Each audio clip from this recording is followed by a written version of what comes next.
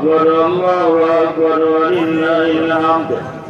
হাজিরিন কিরাম, আজকে যে দিন, ঈদের দিন, খুশির দিন, যারা এক মাস রোজা রেখেছে, রাত্রিবেলা তারাবির নামাজ আদায় করেছে, সারাদিন রোজা রেখে রাত্রিবেলা তারাবির নামাজ 20 রাকাত আদায় করা কত কষ্ট, কিন্তু মুমিন লোকেরা হাসি মুখে সেই কষ্টগুলো গ্রহণ করেছে। বলেন আলহামদুলিল্লাহ।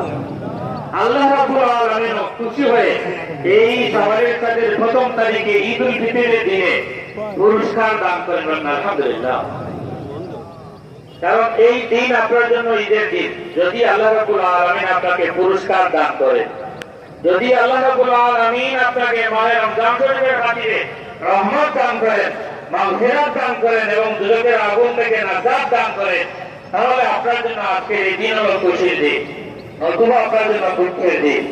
যারা শক্তি সামর্থ্য থাকা সত্ত্বেও, সুযোগ থাকা সত্ত্বেও আপনার কষ্ট করে দিনের বেলা রমজান শরীফে রোজা রাখেন নাই, পেট ভরে খেয়েছেন, যে ইচ্ছা মতন খেয়েছেন, কেউ বলার কিছু নেই, কিন্তু একজন আল্লাহ রাব্বুল আলামিন আছে। সেই বারে ইলাহির দরবারে আপনাকে হাজিরা দিতে হবে।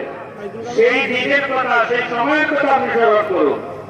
আল্লাহ রাব্বুল আলামিন আপনাকে সুযোগ করে দিয়েছেন, সামর্থ্য দান করেছেন, শক্তি দিয়েছেন, রোজা রাখার জন্য আপনি রোজা রাখবেন। যদি আপনি রোজা রাখার সামর্থ্য থাকা সত্ত্বেও যদি আপনি রোজা না রাখেন, তাহলে মাহে রমজান শরীফের একটা রোজা রাখার পরিবর্তে যদি বাকি জীবনগুলো আপনি রোজা রাখেন, তাহলেও একটা ফরজ রোজার সমান হবে না। তার থেকে বোঝা যায় মাহে রমজান শরীফের রোজার কি মর্যাদা। সারা জীবন রোজা রাখলেও মাহে রমজান শরীফের একটা রোজা রাখার সমান হবে না। এই জন্য কষ্ট করে আমরা এই মাহে রমজান শরীফে রোজা রেখেছি। আমাদের জন্য আল্লাহ রাব্বুল আলামিন রহমত দান করেছেন আমাদেরকে এবং মাগফিরাত দান করেছেন। আমরা পূর্ণ আশাবাদী আল্লাহ রাব্বুল আলামিন আমাদেরকে দোজখের ধাউ ধাউ আগুন থেকে মুক্তি দান করেছেন। আমিন। আল্লাহু আকবার আল্লাহু আকবার লা ইলাহা ইল্লাল্লাহ আল্লাহু আকবার আল্লাহু আকবার ওয়া লিল্লাহিল হামদ। আল্লাহু আকবার আল্লাহু আকবার লা ইলাহা ইল্লাল্লাহ আল্লাহু আকবার আল্লাহু আকবার ওয়া লিল্লাহিল হামদ। আল্লাহু আকবার আল্লাহু আকবার লা ইলাহা ইল্লাল্লাহ আল্লাহু আকবার আল্লাহু আকবার ওয়া লিল্লাহিল হামদ।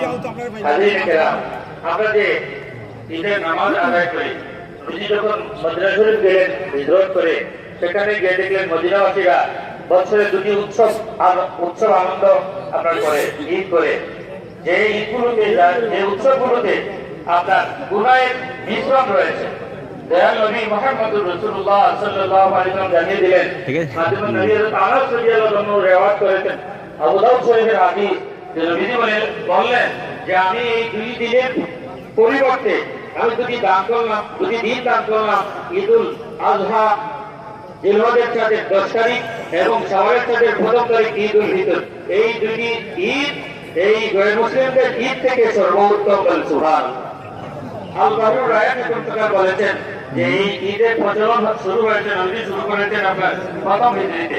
জমহুর উলামায়ে কেরামদের মত হচ্ছে আপনার দ্বিতীয় হিজরিতে।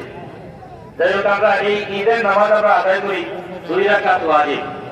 খেয়াল করে আপনারা আদায় করবেন যাতে কোনো অসুবিধা না হয়। ঈদের নামাজের নিয়ম কানুন রয়েছে, ইনশাআল্লাহ পরবর্তীতে আবার বলা হবে।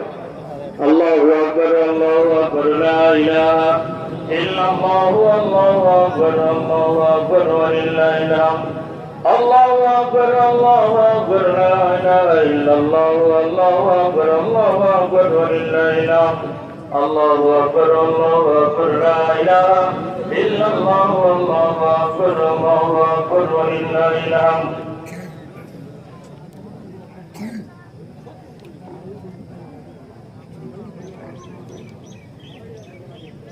ঈদ মুবারক, ঈদ মুবারক। সম্মানিত মুসলিমগণ,